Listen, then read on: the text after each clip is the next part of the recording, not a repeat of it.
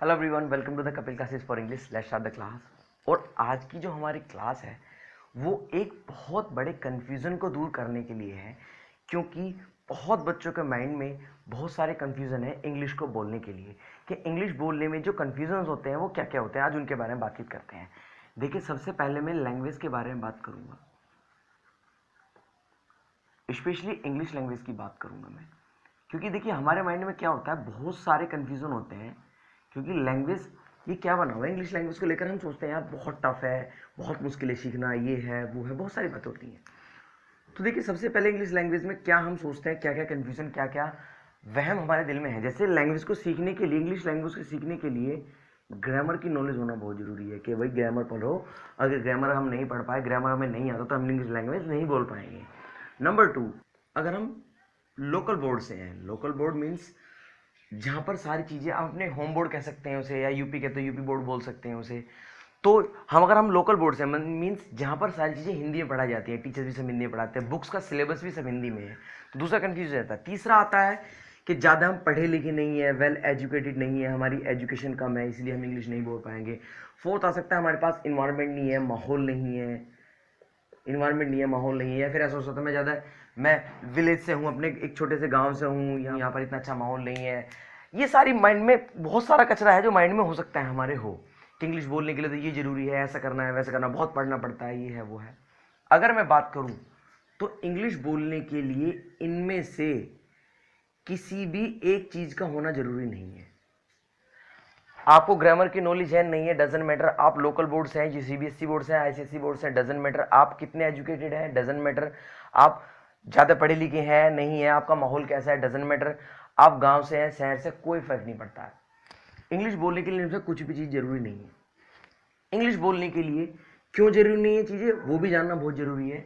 जैसे अगर मैं ग्रामर की बात करूँ, आप देखिए एक 7 और 8 साल का बच्चा, एक 7 ईयर बेबी, 7 ईयर चाइल्ड जो होता है, एक 7 साल का बच्चा, छोटा सा बच्चा है, वो भी अच्छी इंग्लिश बोलता है। 8 साल का बच्चा इंग्लिश भी बोलता है। क्या उसे ग्रामर की नॉलेज है? वो तो स्कूल में भी जाता है, तो एवरेज स्कूल में। और बहुत बच्चे, अगर विदेश हम जाएंगे, लैंग्वेज की बात करूं तो बहुत बच्चे ऐसे हैं जो किसी स्कूल में भी नहीं गए हैं, फिर भी वो इंग्लिश बोलते हैं।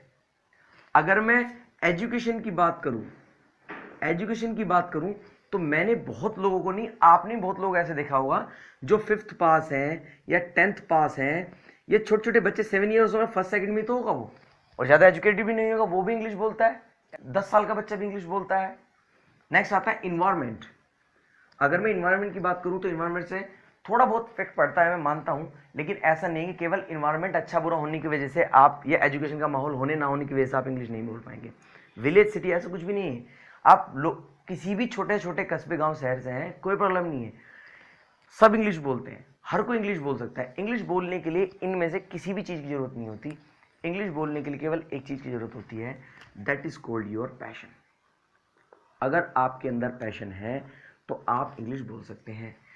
इनमें से कोई भी चीज़ होना जरूरी नहीं है। अब इसको और अच्छे से अगर मैं क्लियर करना चाहूँ तो ये तो चलिए इंग्लिश की बात है, मैं आपके सामने हिंदी लैंग्वेज की बात करता हूँ। देखिए, लैंग्वेज तो सब बराबर है।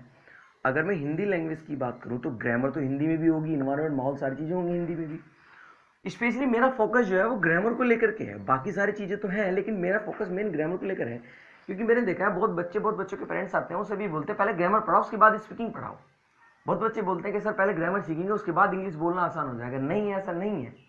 अब अगर मैं देखूं तो हिंदी की ग्रामर देख लेते हैं और हिंदी लैंग्वेज को हम देख लेते हैं। क्या एक अनपढ़ आदमी को हिंदी ग्रामर आती है? नहीं, लेकिन हिंदी लैंग्वेज तो फिर भी बोलता है। पहली क्लास में, दूसरी क्लास में, 5th क्लास में है, क्या उनको ग्रामर की नॉलेज है? ग्रामर की तो हिंदी पूरी नॉलेज मुझे भी नहीं है, फिर भी हिंदी बहुत अच्छी बोलते हैं हम। मुझे ग्रामर की नॉलेज नहीं है, लेकिन फिर भी मैं हिंदी बोलता हूँ।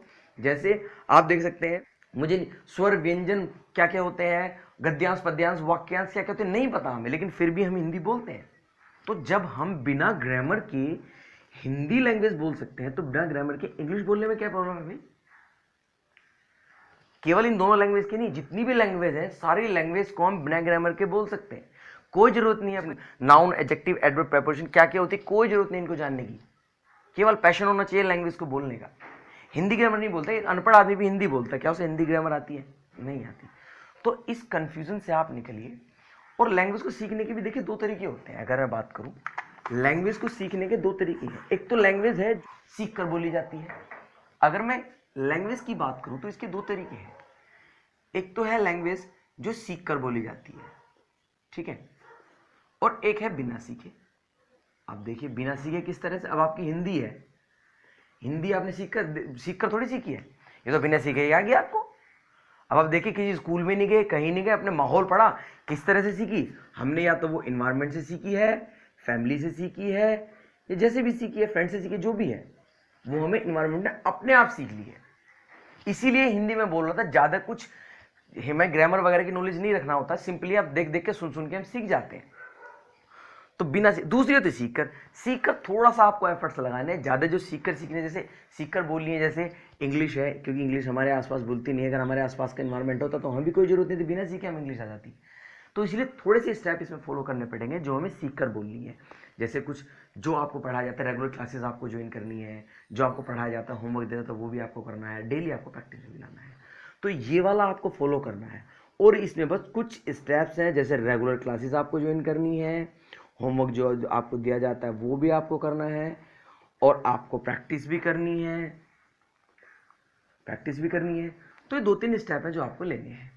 इन्हीं दो तीन स्टेप की बदौलत आप इंग्लिश बोल सकते हैं। लेकिन अपने माइंड से ये बातें आप निकाल दीजिए कि इंग्लिश बोलने के लिए इन सब चीज़ों की जरूरत होती है। नहीं, केवल और केवल एक चीज़ की जरूरत होती है, आपकी पैशन, डेडिकेशन।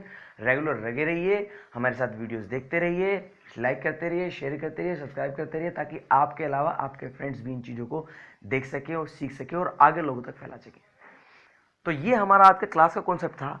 जो बच्चे कंफ्यूज होते हैं कि इंग्लिश बोलने के लिए क्या चीज़ जरूरत है, ग्रामर का सीखना जरूरी है, ये नहीं, मेरे कहने से नहीं होता। मैंने आपको लॉजिकल फैक्ट दिए हैं।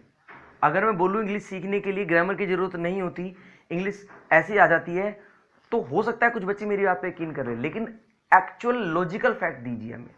आप यकीन कब करेंगे? जब मैं आपको लॉजिकल फैक्ट दूंगा। मेरी नहीं, किसी भी बात पर आप यकीन कब करेंगे? जब मैं आप लोग को लॉजिकल फैक्ट दूंगा।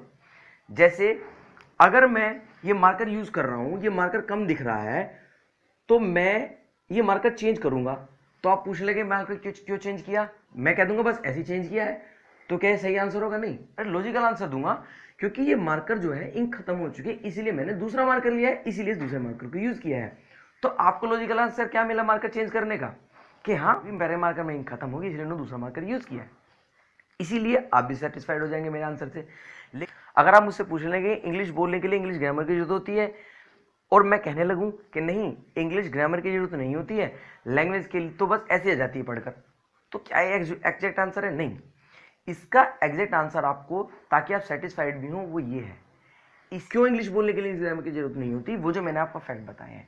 क्योंकि बहुत लोग इस दुनिया में ऐसे हैं जिनको ग्रामर का जी भी नहीं आता, लेकिन बहुत अच्छी इंग्लिश वो बोल रहे हैं। वो बहुत कम पढ़े लिखे भी हैं, उन्होंने इंग्लिश ग्रामर भी नहीं सही की है, और ना ही उनके पास इतना अच्छा खासा माहौल था, लेकिन फिर भी बहुत अच्छी इंग्लिश बोल रहे हैं। और मैंने ऐसे बहुत लोग देखे हैं जिनको ग्रामर की तो बहुत अच्छी नॉलेज है, लेकिन वो अच्छी इंग्लिश नहीं बोल पा रहे। तो इंग्लिश बोलने के लिए प्रैक्टिस करनी होती है, रेगुलर क्लासेस है, थोड़ा होमवर्क जो दिया था वो करना होता है, बस ये आपको करना है, और जितनी ज़्यादा हो सके प्रैक्टिस करनी है। तो ये सारी चीज़ें हैं जो आपको ध्यान रखनी है। तो कंफ्यूज नहीं होना है आपको, no need to get confuse. जुड़े रहिए हमारे साथ। Kindly subscribe the channel, like and share. If you have any question, query, kindly write in the comment box. Thank you very much. God bless you.